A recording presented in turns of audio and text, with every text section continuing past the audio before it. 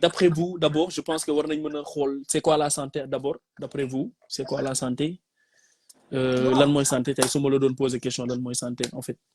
santé, si on peut le définir le plus... Bon, en général, quand on parle de santé, on pense à la maladie, d'accord? À la maladie ou bien à l'infirmité. C'est-à-dire que des gens, par exemple, des handicapés, par exemple, on peut dire que le gars-là est malade, etc. Bon, c'est pas seulement ça. Ça ne... Comme pour tu l'as, d'accord? Ok, ok. Donc, c'est d'abord ci la bokk, mais surtout lépp loo xam ne ni c'est dans le cadre mental, c'est-à-dire que état d'esprit, état de bien-être physique maanaam sa yaram, mental maanaam est-ce que ci wàllu xel tout va bien, mais aussi Ok. sur le plan social, ce qu'on a l'habitude d'oublier. Sur le plan social, tu dois être à peu près accepté. C'est-à-dire que toi, si par exemple tu n'es pas accepté dans ta famille, tu n'es pas bien, Effectivement. tu es d'accord. Dans la société, si tu n'es pas accepté, sur le plan ethnique, religion, etc., etc., tu n'es pas Machallah. bien. Et ça peut impacter sur ton état et entraîner une maladie. D'accord? Donc, en grosso modo, c'est ça. En grosso Machallah. modo, donc dafa tënk loolu yëpp du Machallah. question wu nit ki dafa feebar biiram par exemple yaa ngi ni da nga grippe, ok on peut mën nañ ko dugal, mais mën nañ ko dugal ci biir kii wàllu santé, mais aussi Ok. ci wàllu xel bi nga xam ne moom xel aussi ci la bokk, mais aussi socialement parlant aussi ci la bokk aussi. Machallah. Donc je pense que c'est très large alors fi ñu ko yaakaaree wala fi ñu yaakaar ne tënku na fa donc romb na fa en fait. C'est Donc ça. ça touche même Et aussi, l'aspect. Oui, allez-y. souligner aussi tamit le bien-être aussi, le fait aussi de d'avoir du travail, d'accord? Du travail, du gay, du démocagno, tu vois. Et ça joue dans le mental, ok? Et aussi, parce que qui n'a pas amul liggéey, en fait, il est tout le temps écrit, il parle mal aux gens, etc., etc. Et ça va répercuter sur le plan mental, sur la manière de parler avec les gens, etc. Donc, souvent aussi, même Yo Agman, ok, on n'est pas totalement parfait, d'accord? Souvent, on a certaines imperfections, on ne pense pas forcément de la même manière, etc., etc. Si, Et aussi, effectivement. souvent, ça m'a dit, il fallait dire, donc il y a une chibir. Dëgg la. D'accord? Donc, Effectivement. il n'est pas bien naturellement, euh, il délire souvent. Et pourtant, on parle chaque jour. Bon, Naturellement. Si, c'est si. ça. Si, si. Ouais. Si, si. Machallah. Machallah. Parce que li ngay wax ni sax d'ailleurs pour jox la firndeel. Donc dafay par exemple on parle mën nañ jël yenn dëkk yi nga xam ne nii tey comme France mën naa ko citer. Souvent on voit des personnes normales, tu les vois bien habillées, normal, mais tellement qu'il y a le stress, mooy li ngay wax léegi par rapport au travail, par rapport à la vie bi nga xam ne nii tey les gens ils sont souvent stressés, da ngay gis ñoo xam ne ci dañuy xaru souvent ci terrain yi, donc mu nekk loo xam ne c'est sensible, Ouais. donc Faites les plans. en gros exactement donc en gros feebar nekkul ci juste par exemple am benn bopp bu lay métti wala am par exemple benn handicap ci sa biir yaram ainsi de suite, mais romb na loolu en fait dans le domaine psychologique muy ci domaine xel sax dugg na ci. Ok, macha allah. Maintenant ci côté étude aussi je pense que muy premier axe bi, donc loo ci xalaat en fait lan moo ci sa gis-gis ci côté li nga xam ne mooy étude sur le plan sanitaire en fait. D'accord. Déjà, pour parler de personnel de santé, il faut faire des études médicales. D'accord? Donc, il y a tellement de domaines. Mais pour ne pas trop étaler, bañ disperser, il y a les infirmiers, il y a les sages-femmes, il y a les médecins, il y a des chirurgiens. Bon, chirurgien, c'est vraiment, il faut être médecin pour être chirurgien, ce sont des spécialités. Et quoi d'autre, etc., etc. Il y a des infirmiers, etc., etc. Maintenant, pour faire ces différentes filières, je pense qu'en infirmier et en sage-femme, en général, tu peux être littéraire, d'accord, faire bac L, mais pas L prime et tout. En général, L2, d'accord, L2 en général, c'est acceptable. Ou bien bac scientifique. on peut t'accepter, d'accord? Donc, mais médecine, il faut avoir le bac scientifique. Sinon, tu n'es pas accepté, que ça soit dans le privé comme dans le public. D'accord?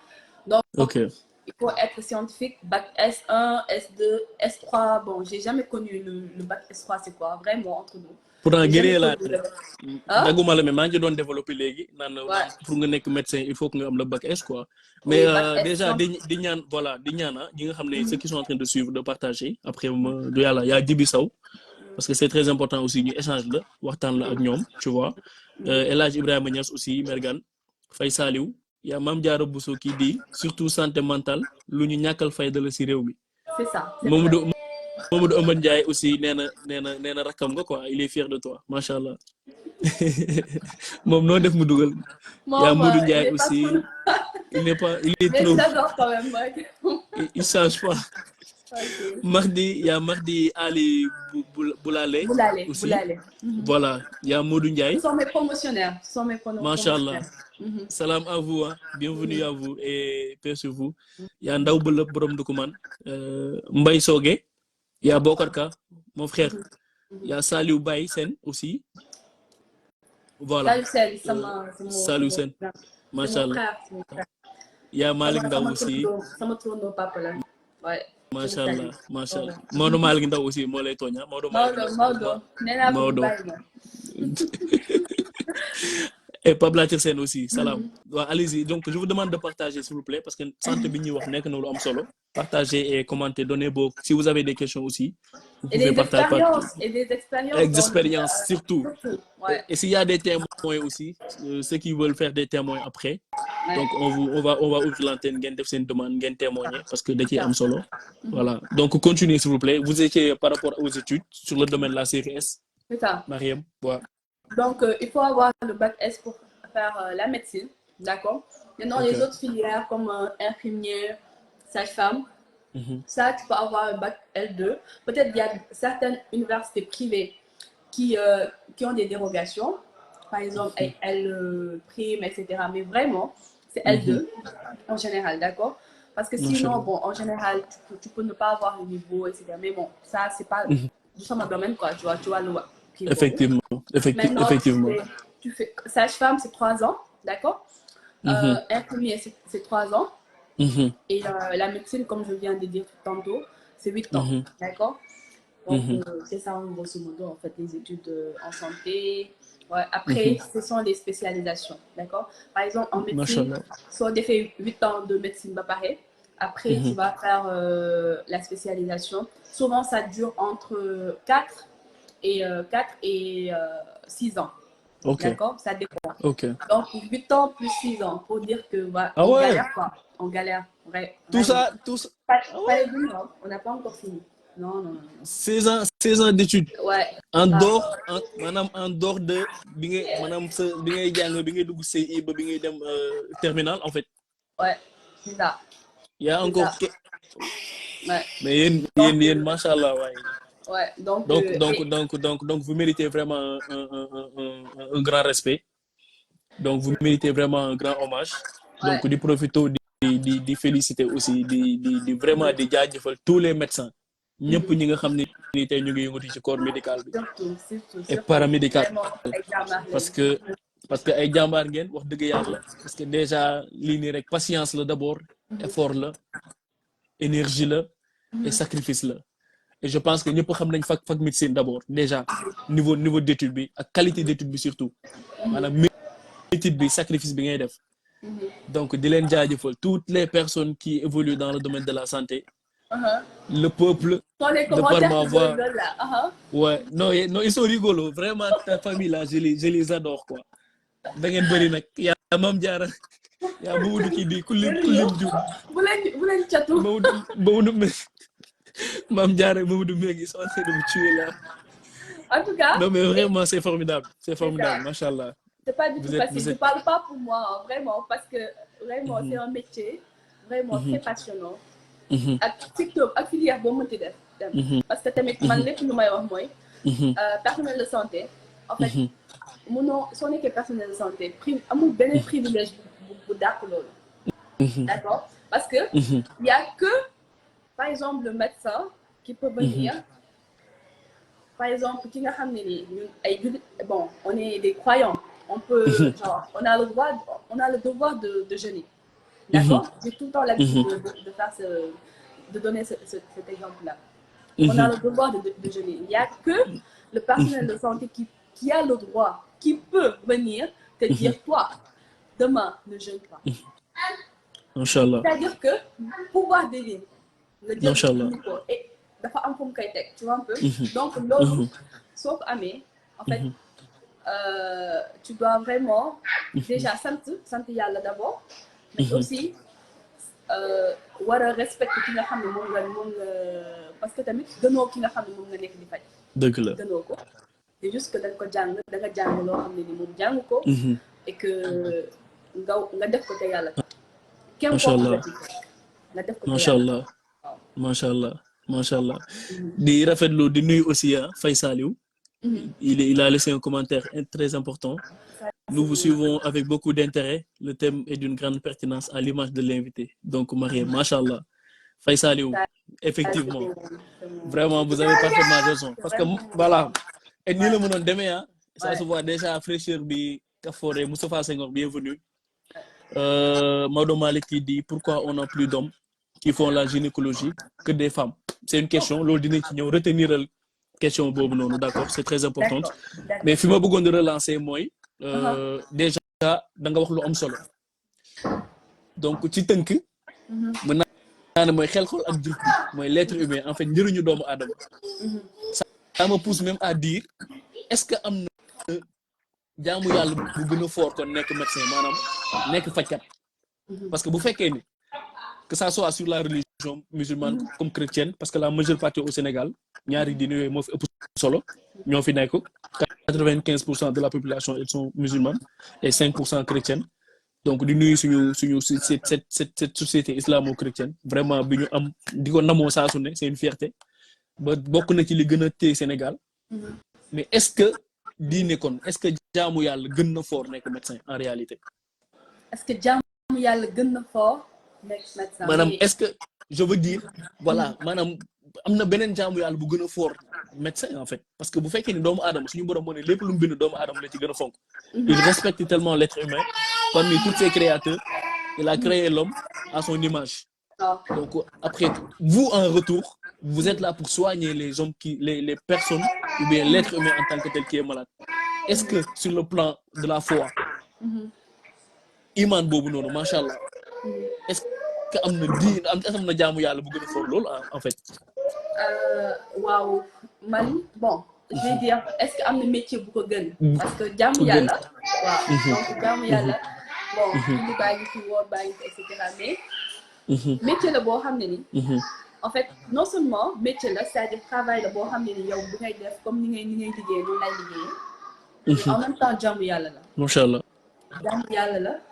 te en fait moo tax n'importe qui warul nekk personnel de santé man pour man dañoo war a di segg dañoo war a système boo xam ne pour segg kan ak kan moo war a nekk parce que personnel de santé warul soxal personnel de santé xolam dafa war a laajee parce que képp koo xam ne moom moo nekk sa kanam en fait da nga ko war a jàppee ni sa bopp benn wala nga jàppee ko comme si sa frère wala sa papa wala sa yaay moo taxaw sa kanam loolu su fekkee par exemple noonu ngay réfléchir noonu ngay agir en fait di nga def tout parce que sa yaay wala sa papa su fekkoon moom moo tëdd tu vas tout faire pour que mu jóg fu mu tëdd macha allah moo ko war a def man à mon avis macha allah donc c'est un privilège d'être machallah d'accord mais nag il faut pas oublier que c'est un métier souvent on a l'habitude de dire que ouais les personnels de santé, ouais, on doit faire les choses gratuitement et tout, etc.,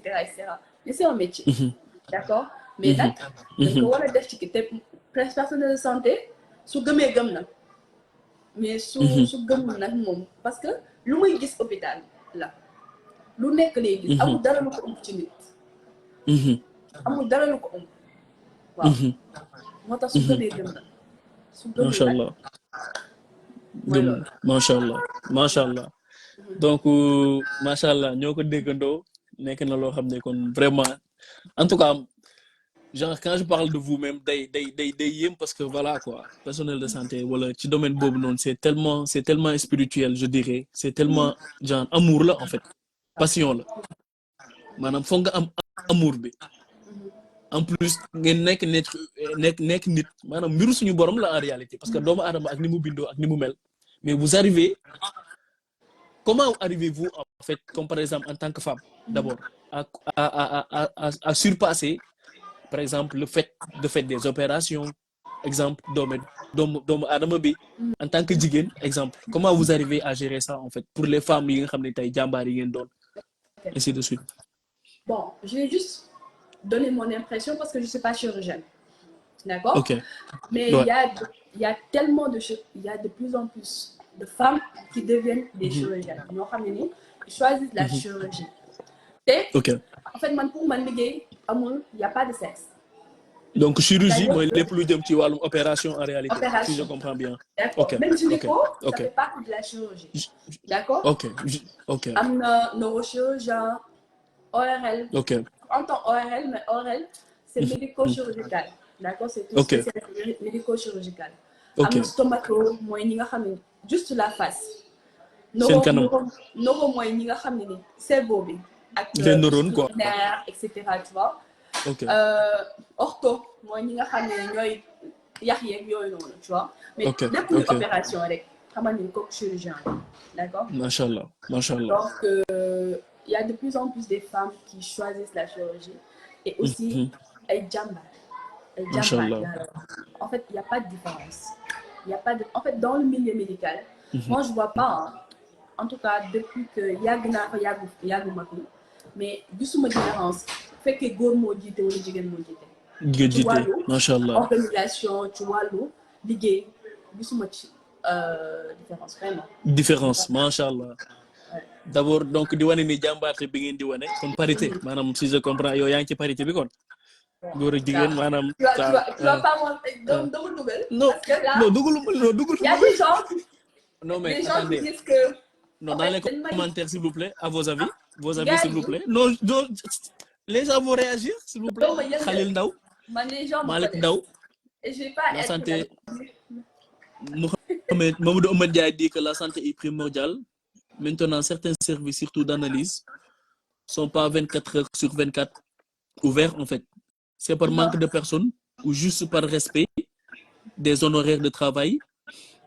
Quelle solution pour les matériels de dialyse qui manquent avec l'insuffisance rénale qui grimpe ici au Sénégal?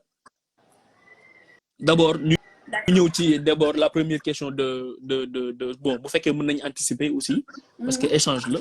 Voilà, Maodo Malick qui disait que pourquoi il y a plus d'hommes qui font la gynécologie que de femmes en fait. Que de femmes.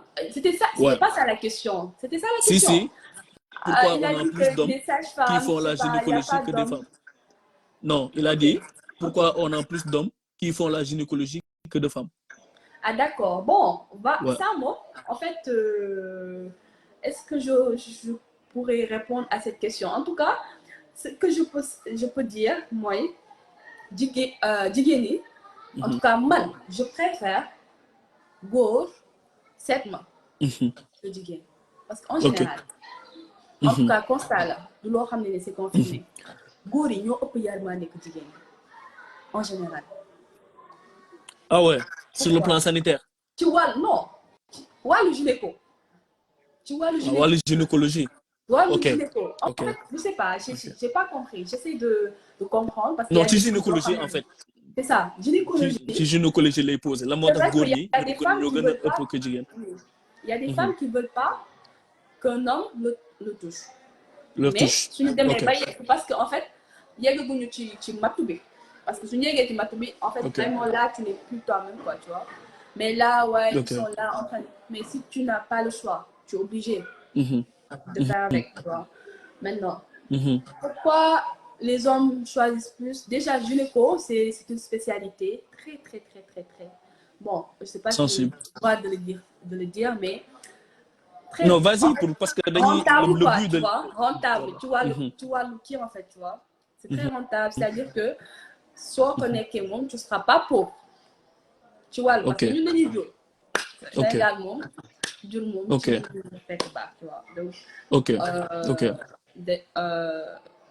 su fekkee da nga des gynéco maintenant les hommes aussi sont très appréciés, sont de plus en plus appréciés certainement peut-être c'est à cause de ça c'est à cause de ça qu'ils choisissent et tout maintenant la femme pourquoi ils ne choisissent pas bon il y a des femmes hein il y a vraiment des femmes maintenant est-ce que bon mais tendance vraiment il y a beaucoup plus d'hommes qui nous rejoignent en fait vraiment ça moom j'ai remarqué Voilà ça parce que ouais. exactement parce que loolu moo nekk question am sax lan C'est moo ça. tax maanaam góor ñi ëpp Mais jigéen ñi en fait l'explication, ci ça domaine peut pas boobu. être clair en fait. Genre, en fait, Ça peut pas être il faut exact vraiment quoi. faire même sondage et Ok. on l'a jamais fait donc c'est ça.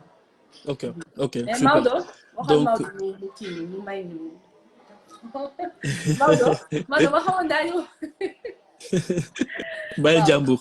Uh-huh. Donc voilà, je vous demande encore de partager et d'aimer le live parce que c'est très important ce qu'on est en train de discuter. Dans le concept, je le rappelle, xel xol ak jëf, donc l'esprit, le cœur, c'est-à-dire la connaissance, le foi et l'action en réalité. C'est trois choses qui renferment l'homme, qui donnent l'essence de notre vie.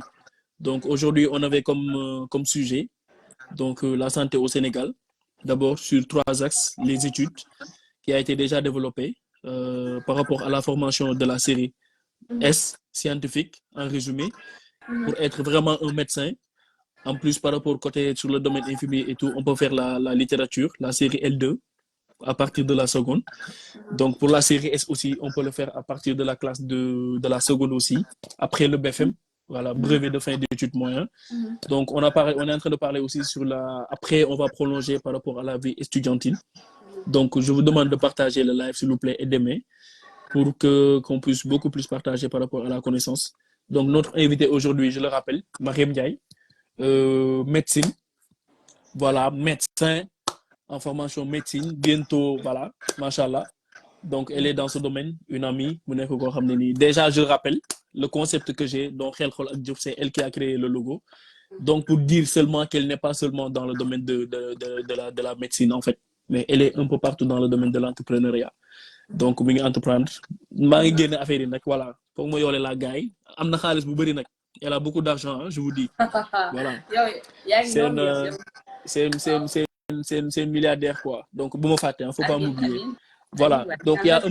Mamadou Ahmed Diaye qui pose une question. La Oui. santé, voilà, est primordiale. Maintenant, certains services, surtout d'analyse, sont pas 24 heures ouverts, en fait. Ne sont pas ouverts 24 heures sur 24. Soit c'est par manque de personnes, la question. À cause de ça, c'est pourquoi ils ne sont pas ouverts 24 heures sur 24. Ou bien juste par respect des honoraires de travail. C'est-à-dire les heures de travail. C'est ce qui est normal, en fait. Les 8 heures de temps, etc. Ou bien, en plus, elle a posé quelle solution pour les matériels de dialyse qui manquent. Quelle solution par rapport au manque de matériel, par rapport à l'insuffisance rénale, en fait, qui grimpe au Sénégal, qui s'accroît de plus en plus. Il y a Khalil Daw aussi. Khalil depuis Kaffrine.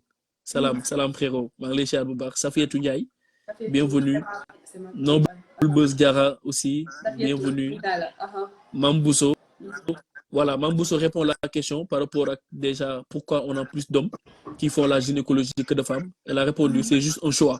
C'est une question de choix alors. C'est ça, c'est une question. Voilà. C'est un choix, ouais. Merci beaucoup, Mme Diara. Je pense qu'elle aussi, elle est dans le domaine de... Voilà, elle est infirmière. Moussa Ndaw, Salam Diallo, bienvenue. Pape Modou Diouf. Donc, il faut que je